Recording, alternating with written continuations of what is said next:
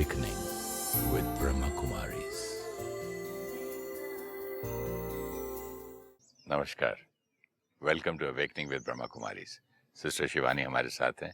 Welcome sister. ओम शांति। ओम शांति and welcome to being divine. Thank you. ये बीइंग डिवाइन में इतनी डिविनिटी आ रही है, ये सुन सुन के इतना अच्छा लगता है टू अंडरस्टैंड, क्योंकि कंफ्यूजन से मैं जो दूर हो रहा हूँ और जो सुनने वाले भी दूर हो रहे हैं, किधर एक कॉन्सेप्ट था और किधर एक क्लैरिटी आ गई है, और क्लैरिटी के साथ साथ एक रिश्ता भी आ गया है। और ये सबसे अच्छा मुझे ये लग रहा है कि देवी देवताओं में से तो हम ही तो थे। और बेस्ट आपका ये पॉइंट मुझे इतना क्लियर हुआ कि मैं खुद ही लायन का बच्चा और बकरियों में भेड़ में बैठा हूँ, और एक क्लैरिटी आती है फिर, जैसे पिता परम पिता परमात्मा का ज्ञान मिलता है, खुद भगवान आके स्वयं सिखाते हैं। राइट। तो इससे ज्यादा सत्य क्या होगा। राइट। और जब वो फील भी होता है Yes. कि बिल्कुल सही लग रहे हैं। राइट। नहीं तो हमेशा कोई कुछ बोलता है ना तो डाउट, नहीं यार ये शायद किताबी बात कर रहा है, नहीं हो सकता ऐसा गलत नहीं। इतना क्लियर मैं कभी नहीं हुआ। वो इसलिए है, जैसे हमने उस दिन देखा कि परमात्मा का एक्यूरेट परिचय कौन देगा? वो खुद। इसी तरह इस पूरे वर्ल्ड ड्रामा की एक्यूरेट नॉलेज कौन देगा? जो खुद इस ड्रामा से बाहर होकर इस पूरे ड्रामा को देख रहा है, वो Observer. है। हम सब एक्टर्स ड्रामा में आए हैं, हम ड्रामा में एक्टर्स हैं। हमने शरीर छोड़ा, शरीर लिया, ये हमारी कहानी है, ये हमारी कहानी है। लेकिन हमने इस कहानी को भूल गए हैं, क्योंकि हम इतने समय से इस कहानी में चल रहे हैं। लेकिन बाहर से इस कहानी को कौन देख रहा है? जो इस एक्टिंग में एक बार भी नहीं आया, बाहर से इस ड्रामा को कौन देख रहा है? वो जब हमें इस ड्रामा की कहानी सुनाता है तो हमें ड्रामा की कहानी की कंप्लीट क्लैरिटी मिलती है, कंप्लीट अंडरस्टैंडिंग मिलती है। आज कलयुग के एंड में we are fighting in the name of religion, we are separating from each other in the name of religion. हम एक एक बात पर इतने हर्ट हो जाते हैं कि हम युद्ध करना शुरू कर देते हैं, हम टेरर एंड वॉर क्रिएट करना शुरू कर देते हैं। तुमने ऐसा कहा क्यों? तुमने हमारे प्रॉफिट को एक लाइन कही, हम तो ये कर देंगे। लेकिन प्रॉफिट क्या सिखा के गए थे? उन्होंने ये सिखाया था कि अगर तुम्हारे साथ कोई गलत भी करे तो तुम उसको क्षमा करो। हाँ, तो यहाँ बोला ना, इधर गाल पे मारे तो ये गाल दिखाओ। तो प्रॉफिट ने सिखाया क्या था हमें? तो द्वापर युग से ये जो सभी पवित्र आत्माएं आई, जिनको हम धर्म स्थापक आज कहते हैं, कि इब्राहिम आए, महावीर, उनके पहले वो सारे 24 तीर्थंकर, फिर गौतम बुद्ध, फिर जीसस क्राइस्ट, फिर मोहम्मद आकर वापस इस्लाम को क्या किया? वापस एस्टैब्लिश किया। ये सब विशेष आत्माएं हमें प्यार का मैसेज दे रही थी। हर एक आत्मा प्यार का मैसेज दे रही थी, यूनिटी का मैसेज दे रही थी। हम सब भाई भाई हैं, ब्रदरहुड का मैसेज दे रही थी। यहाँ तक उन्होंने बताया था कि जिस जगह, जिस लैंड में थोड़ा सा भी झगड़ा कि तेरा है या मेरा है, वहां पर मस्जिद तक नहीं बननी चाहिए। Which means जहाँ कॉन्फ्लिक्ट का एक ट्रेस भी हो, जहाँ नेगेटिविटी का एक ट्रेस भी हो, वहाँ अल्लाह को याद नहीं करना है, वहाँ नमाज नहीं पढ़नी होगा है। नहीं, होगा नहीं। क्यों? क्योंकि वहाँ की एनर्जी डिस्टर्ब्ड है। सी, हर एक का मैसेज कितना ब्यूटीफुल था ना। जैसे हर एक जब एक दूसरे से बात भी करता है ना, कि हमारे धर्म में ये सिखाते हैं, हमारे धर्म में ये सिखाते हैं, यहाँ हम जाते हैं वो सिखाते हैं, तो हर एक दूसरे को क्या कहता है? हमारा भी सेम ही सिखाते हैं। कहते हैं ना हम, सही बात। हमारा भी सेम ही सिखाते हैं। जैसे हम देखते हैं ब्रह्मा कुमारी सेंटर्स पर जब भाई बहनें आते हैं, सब रिलीजन के आते हैं, सब कास्ट के आते हैं, सब आते हैं, परमात्मा का दिया हुआ ज्ञान सुनते हैं, उसको जब क्लैरिटी से समझते हैं। हर एक, चाहे वो आज जैन है, हिंदू है, बुद्धिस्ट है, क्रिश्चियन है, सिख है, जिस भी आज के रिलीजन से वो आते हैं, हर एक लाइन कहता है, हमारे भी रिलीजन में यही सिखाया है। कोई नहीं कह रहा है कि डिफरेंट है। कह रहा था उस दिन कि ब्रह्मा कुमारी में जो 5 बार क्या ट्रैफिक कंट्रोल करते हैं, हमारे यहाँ भी 5 बार नमाज होती है। मतलब क्या कर रहे हैं कि दिन में बीच बीच में इंटरवल्स पे, क्योंकि हम सारा दिन में काम करते हुए परमात्मा को भूल जाते हैं। तो बीच में रुकें और अपना कनेक्शन क्या करें, फिर से जोड़ें। हर एक की टीचिंग इतनी ब्यूटीफुल थी कि अगर हम टीचिंग को पकड़ते और टीचिंग को अपने जीवन में लेकर आते, आज हम सब ऐसे यूनाइटेड होते हैं। Don't be a Buddhist, be a Buddha. Yes, ये सच ए होते, ब्यूटीफुल लाइन ना। अगर ये होते तो तो कितना आज हम यूनाइटेड होते, क्योंकि हर एक टीचर ने, ये टीचर्स थे हमारे समाज के, ये आज हमारे टीचर्स थे ना, इन्होंने सेम मैसेज दिया है। हर एक ने आत्मा का ज्ञान दिया, हर एक ने डिविनिटी का ज्ञान दिया, हर एक ने जीवन जीने का राइट तरीका सिखाया। हर एक ने, जिसने कहा परमात्मा है तो उन्होंने कहा God is one, God is light, we are children of God. परमात्मा एक, उंगली ऊपर, और कहा हम उस परमात्मा के बच्चे हैं। कलयुग में 500 साल पहले गुरु नानक देव जी आए, मैसेज क्या दिया? सेम। उनकी हर फोटो हम देखें तो उंगली कहाँ दिखाते हैं? उंगली ऊपर। मैसेज क्या दिया समाज एक को? ओंकार, एक ओंकार, निराकार, सत्य नाम, वाहे गुरु। कितनी क्लैरिटी है। एक है, निराकार है, सत्य नाम वो है, गुरु भी कौन है? वो है, वाहे गुरु, उसकी महिमा। तो गुरु नानक देव जी ने भी आके वही मैसेज सिखाया। कलयुग में जब ये पवित्र आत्मा आती है सृष्टि पर, तो समाज काफ़ी, अभी तो सिर्फ 500 साल पुरानी बात है, समाज काफ़ी बिखर चुका है और भगवान को ढूंढने में भी बहुत प्रयास चल रहा है। तो ये आत्मा आकर क्या ज्ञान देती है? वापस उस परमात्मा की हमें याद दिलाती है और ज्ञान देती है, वापस जीवन जीने का तरीका सिखाती है। फिर उनके बाद 9 गुरु आए, और फिर जो आखिरी गुरु, गुरु गोबिंद सिंह जी, उन्होंने क्या कहा? अब हमारा गुरु कौन इसके बाद? अब इसके बाद वाणी। ग्रंथ साहिब। मतलब ज्ञान ही हमारा गुरु है, किसी देहधारी को नहीं। ज्ञान को याद करो, उस एक ओंकार निराकार, उसको याद करो और इस ज्ञान को अपने जीवन में धारण करो। ਉਹਦੇ ਵਿੱਚ ਅੰਮ੍ਰਿਤ ਸਾਰੇ, ਉਹਦੇ ਵਿੱਚ ਅੰਮ੍ਰਿਤ ਸਾਰੇ ना। तो फिर सारा अमृत किस में है? ज्ञान में, सारा अमृत किस में वाणी है? में। उस ज्ञान में है। We just have to detach and just look at it. उस पिक्चर को देखते हैं। सृष्टि, इस पे 33 करोड़ आत्माएं हैं, सारी डिवाइन है। एक धर्म है, प्योरिटी, आत्मा का धर्म है। This is a civilisation of divine souls. फिर ये डिवाइन सोल्स थोड़ा थोड़ा बॉडी कॉन्शियसनेस में आती है, थोड़ा सा उनके अंदर मतभेद आना शुरू होता है। तो एक बहुत प्योर आत्मा सृष्टि पर आती है, कहती है अल्लाह नूर है, हम सब भाई भाई हैं। फिर एक और आत्मा सृष्टि पर आती है, कहती God is one, God is light. एक और आत्मा सृष्टि पर आती है, कहती है मेडिटेशन करो, जीवन को राइट तरह से जियो, इनलाइटनमेंट अनुभव हो जाएगी। Can we see how society is working? It's like आज भी कोई बीमारी है, एक देश में एक डॉक्टर उस पर रिसर्च करता है, दूसरे देश में दूसरा डॉक्टर उस पर वर्क करता है, तीसरे देश में कोई और उसका वैक्सीन बनाता है। ऐसे ही तो समाज को थमाते हैं, ऐसे ही तो समाज को हम थमा रहे हैं। तो ये सारे जो, जिनको आज हम धर्म स्थापक कहते हैं, वो धर्म स्थापन नहीं करने आए थे, जीवन जीने का तरीका और परमात्मा को याद कैसे करना वो सिखाने आए थे। जो आत्माएं उनसे जुड़ती गई, मतलब उनका तरीका जो वो सिखा रहे थे उसको फॉलो करते गए, उन्होंने कहा हम इनके फॉलोवर हैं। यही हुआ। तो सपोज 50 आत्माएं जीसस क्राइस्ट को फॉलो कर रही है, 50 आत्माएं गौतम बुद्ध के ज्ञान को फॉलो कर रही है, 50 आत्माएं महावीर को फॉलो कर रही है, 50 आत्माएं मोहम्मद को फॉलो कर रहे हैं, 50 आत्माएं देवी देवताएं जो उनके पूर्वज थे उनकी पूजा कर रहे हैं।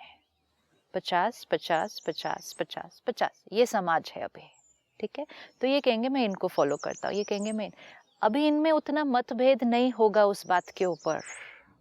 दे वर वेरी क्लियर, ये हमारे टीचर है, ये हमारे टीचर है, ये हमारे टीचर है।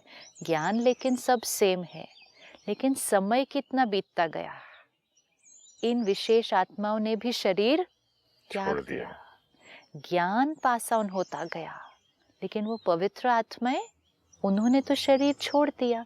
तो आने वाले जो जेनरेशन्स हैं वो टीचिंग को, उस ज्ञान को अपने जीवन में उतना नहीं धारण कर सकते, क्योंकि आत्मा की प्योरिटी क्या होती जा रही है, कम होती जा रही है। तो हम टीचिंग के फॉलोअर बनने की बजाय स्कूल के हो गए, टीचर के फॉलोअर बने ना। हाँ, टीचर और स्कूल ऑफ थॉट, या तुम ये स्कूल के हो, तुम ये स्कूल के हो, स्कूल पढ़ाए तो सब जगह समझो, सेम, कैम्ब्रिज या एचएससी या जो भी है, या मैट्रिकुलेशन राइट कर रहे हैं। राइट, एक हिंदी के स्कूल का है, यस, एक उर्दू के स्कूल का है, इंग्लिश के स्कूल का है, संस्कृत स्कूल का है। ब्यूटीफुल।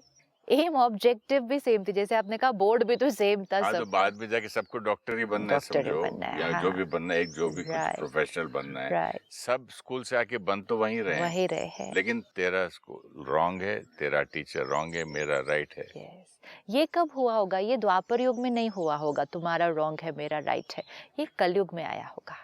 क्योंकि जितनी हमारी प्योरिटी कम होगी ना, बॉडी कॉन्शियसनेस बढ़ेगी। बिगिनिंग ऑफ कलयुग में शुरू हो गया शुरू हो गया होगा बिगिनिंग ऑफ कलयुग में, यस। बट ओरिजिनलिटी कितनी प्योर हुई होगी, ओरिजिनल जब ये शुरू हुई होगी टीचिंग, इसमें कितनी प्योरिटी और डिविनिटी रही होगी।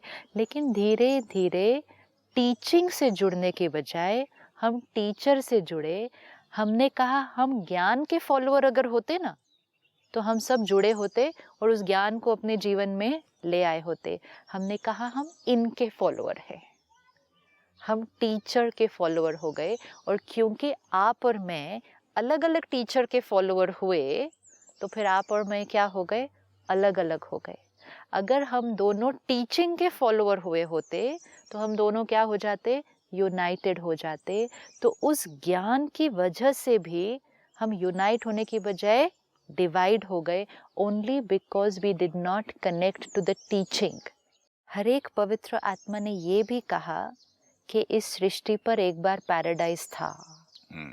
कितनी टीचिंग सिमिलर है देखो, हर एक ने कहा जन्नत था, स्वर्ग था, पैराडाइज था, और हर एक ने ये भी कहा कि पैराडाइज फिर से आएगा। आज हमारा जो कैलेंडर है वो दो चीज़ों में डिवाइडेड है ना, before Christ and after Christ.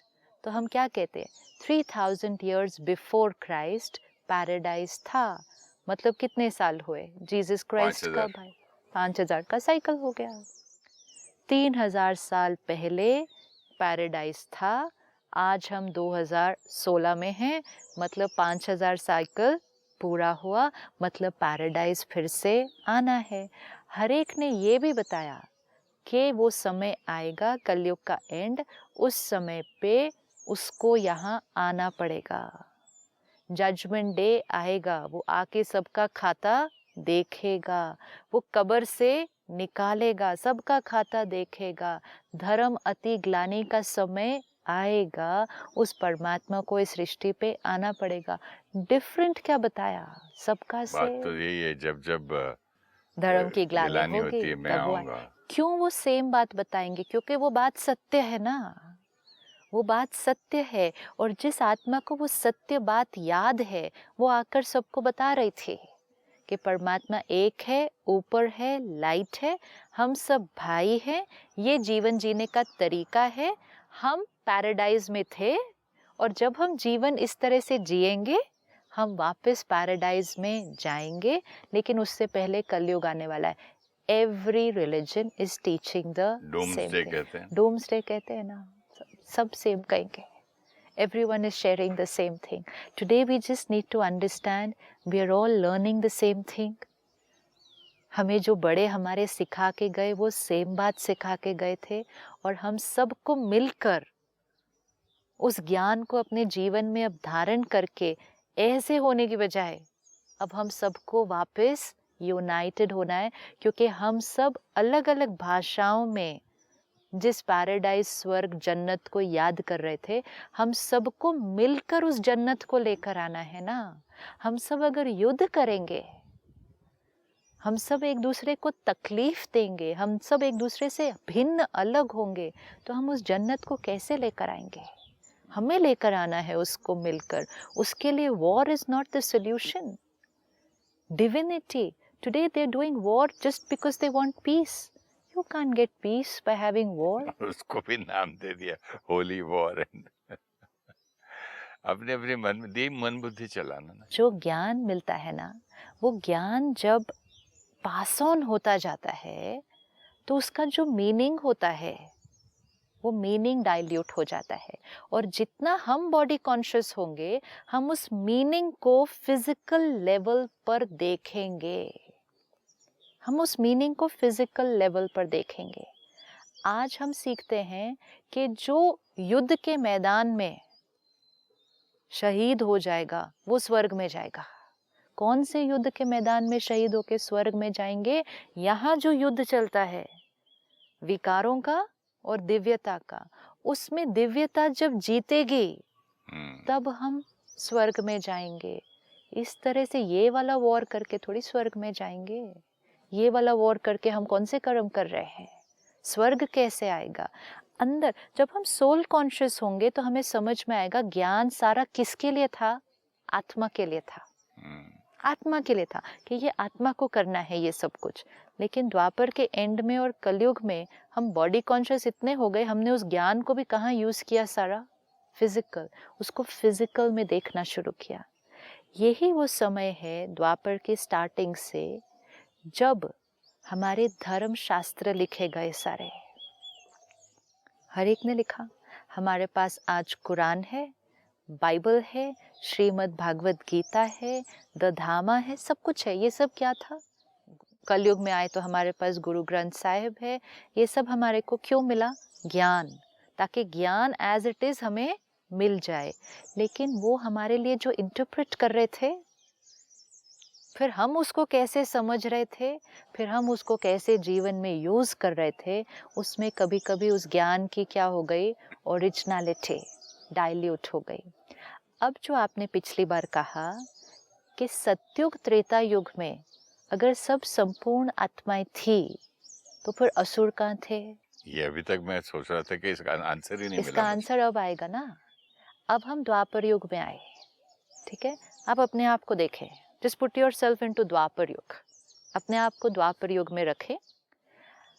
समाज बिखर रहा है, आपको दिख रहा है आपके बच्चे। आज भी अगर आप देखें, आपके बच्चों का वो वैल्यू सिस्टम नहीं होगा जो आपके बड़ों का था, क्योंकि वैल्यू सिस्टम समाज में क्या हो रहा है? धीरे धीरे घट रहा है। अब जब आप द्वापर युग में आए और आपका इतना प्योर इंटेंशन है कि हमें समाज को राइट तरीका सिखाना है कि एक राइट पेरेंट कैसा होता है, एक राइट भाई कैसा होता है, एक आदर्श वाइफ क्या होती है, एक आदर्श हस्बैंड क्या होता है, ये हमें समाज को सिखाना है कि वैल्यूज क्या होते हैं। तो हमने समाज के लिए शास्त्र लिखने शुरू किए। मैसेज क्या देना था? कि आप ईवल के रास्ते पे जा रहे हो, लेकिन याद रखना हमेशा जीत किसकी होगी? गुड की होगी। आज भी जब हम मॉरल साइंस पढ़ते हैं, आज भी हम जकार्ता टेल्स पढ़ते हैं, हर कहानी जो मॉरल साइंस में हमें सिखाने की कोशिश की जा रही है, उसके पीछे का मॉरल क्या है? Good over evil. ऑनेस्टी जीतेगी, ये हमें सिखाया जा रहा है। लेकिन अगर हम किसी स्कूल में जाएं और स्कूल में जाके ऑनेस्टी के ऊपर एक लेक्चर करते, 10 मिनट में भूल जाएगा वो सारा, याद नहीं रहेगा, जीवन में अप्लाई नहीं कर पाएंगे। तो टीचर क्या करते हैं? ऑनेस्टी के अराउंड एक कहानी बनाते हैं, राइट? एक कहानी बनाएंगे और कहानी का मैसेज क्या होगा? कि ऑनेस्टी विंस। जब हम उस कहानी को सुनते हैं, बचपन की सुनी हुई कहानी भी आज हमें याद है, क्योंकि ये एक ह्यूमन नेचर है कि किस फॉर्म में वो बात याद रहती है? जब उसको एक बहुत सुंदर तरह से हमारे सामने प्रेजेंट किया जाता है, जब फिर हमें वो बात याद रह जाती है। आज समाज को अगर कोई सोशल मैसेज देना है, ठीक है, सोशल मैसेज देना है, तो छोटी छोटी फिल्म्स बनाते हैं, टीवी पे, सिनेमा थिएटर में छोटी छोटी फिल्म्स बनाते हैं कि ब्रेस्ट कैंसर ये है, एड्स ये है, एनवायरनमेंट ये है, डायबिटीज़ ये है। हम फिल्म्स बनाते हैं, मेंटल हेल्थ ये है, स्मोकिंग से स्मोकिंग से कैंसर ये होता है, टबैको इज इंजurious, अल्कोहल, छोटी छोटी फिल्म्स बनती हैं, ठीक है। बच्चे को पोलियो की दवा दो, वेरी गुड, ये ये सब। करो, सब अब ये अच्छे जब छोटी छोटी फिल्म्स बनती हैं, फिल्म जैसी बनती है, प्रेजेंट की जाती है, हिट हो जाता है मैसेज। और मैसेज जब हिट होता है तो हम उसको करना शुरू करते हैं। इस फिल्म को और पावरफुल बनाने के लिए और उसका इम्पैक्ट और अच्छा क्रिएट करने के लिए इन फिल्म्स में किन को लिया जाता है? नॉन नेम्स को, राइट, आप उनको लेंगे जो उस चीज को इंडोर्स करेंगे समाज में आकर, जिनकी पॉपुलैरिटी हो। Very good.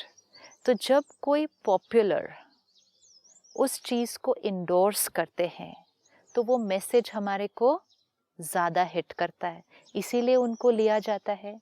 लेकिन इम्पोर्टेंट ये है कि वो जो उस मैसेज को इंडोर्स कर रहे हैं वो खुद अपने जीवन में उस मैसेज को जिएंगे। ये इम्पोर्टेंट है या नहीं इम्पोर्टेंट है?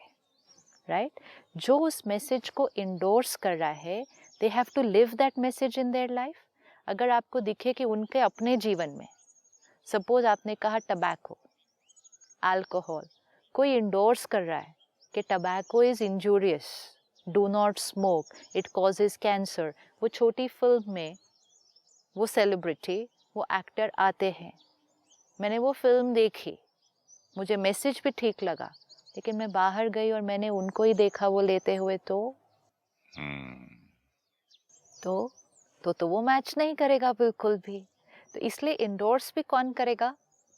जो खुद उसको अपने जीवन में जिएंगे वो ही इंडोर्स कर सकते हैं, तभी वो मैसेज कन्वे हो सकता है। तो ब्रांड एम्बेसडर कौन बनेगा?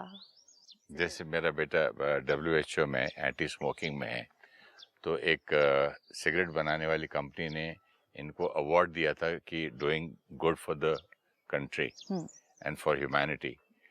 तो वहाँ से आ गए लोग फ़ोन करके, how can you take an award from manufacturer of a cigarette. हाँ, WHO से आ गए ना हाँ, लोग। उन्होंने बोला आप हमारे एम्बेसडर हैं, जो कि, तो उससे बोला ये अवार्ड मुझे दे रहे हैं लेकिन किसी और कॉज के लिए। नो, आपका उनके साथ लिंक भी हमको डिस्टर्ब करता है। सी, वेरी क्लियर कि जो ब्रांड एम्बेसडर है वो कॉन्ट्रडिक्टरी नहीं हो सकता, उसको उस चीज को जीवन में जीना पड़ेगा। और कितना अच्छा आपने बताया कि जबकि वो सिगरेट की कंपनी किसी और कॉज के लिए अवार्ड दे रही थी, अच्छे कार्य की, लेकिन अवार्ड देने वाला कौन?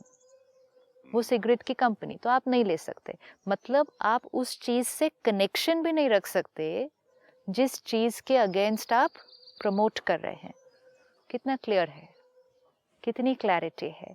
तो ब्रांड एम्बेसडर वो जो उस चीज को जीवन में जिए। कंप्लीट ये कलयुग में हो रहा है कि इशू आया, हमने छोटी छोटी फिल्म्स, छोटे छोटे रोड ड्रामाज ये सब बनाए मैसेज को कन्वे करने में। मैसेज को और पावरफुली इंडोर्स करने के लिए हमने किसी पावरफुल फिगर को, पॉपुलर फिगर को लिया, क्योंकि हम चाहते थे कि इनकी आवाज हर एक सुनेगा, मानेगा। लेकिन क्राइटेरिया क्या था? वो ब्रांड एम्बेसडर उस चीज को अपने जीवन में जिएंगे। सिंपल। अब इसको द्वापर युग में लेकर आते हैं, सेम चीज को द्वापर युग में लेकर आते हैं। द्वापर युग में इशू क्या आ रहा था?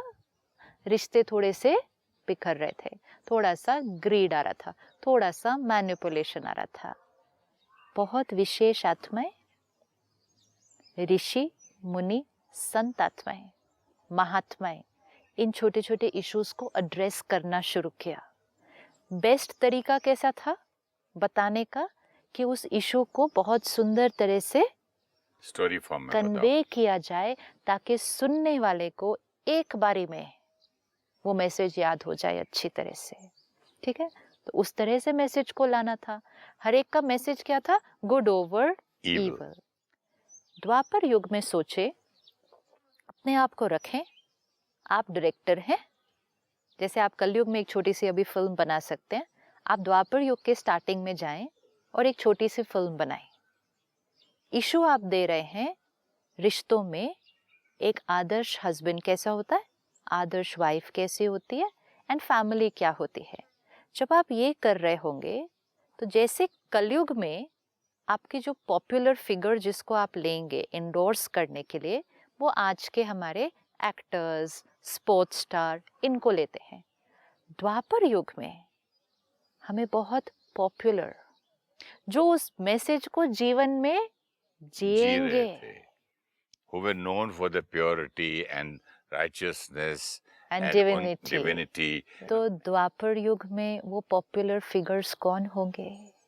देवी देवताएं। सिंपल, उनसे ज्यादा 16 कला कौन था फिर? सिंपल। तो इसीलिए तो देवी देवताओं के साथ फिर वो सारी बातें हमें सुनाई गई ना, क्योंकि देवी उनकी देवता इज्जत इतनी थी, रेवरेंस था कि ये देने वाले, मतलब they were full of all qualities which when we want to give a message of good over evil, तो गुड का सिंबल कौन था हमारे सामने? 100% देवी purity. देवता। देवी देवता मतलब वो पूर्वज जो अभी गए थे, जिन्होंने उस प्योरिटी को जो हम अभी कन्वे करने की कोशिश कर रहे हैं, उन्होंने उसको अपने जीवन में जिया था। इसलिए द्वापर युग में सब जो हमें सिखाया गया वो देवी देवताओं के उस साथ जमाने में लेकर वो देवी सिखाया। देवता कैसे रहते थे, क्या करते थे, कितनी प्योरिटी थी, ये सब बातें अब कैसे बताएंगे बच्चों को? तो वो बताना शुरू किया। द्वापर युग के स्टार्टिंग में हमें ये सब कुछ बताना शुरू कर दिया। Thank you so much sister. इसके बाद के एपिसोड में फर्दर हम कंटिन्यू करते हैं। थैंक यू सो ओम मच। शांति। ओम शांति। In Dwapar Yuga, soul power started reducing and ego crept in. When vices of lust, anger, greed, attachment began, souls experienced pain, sorrow, and disease. Society started to disintegrate.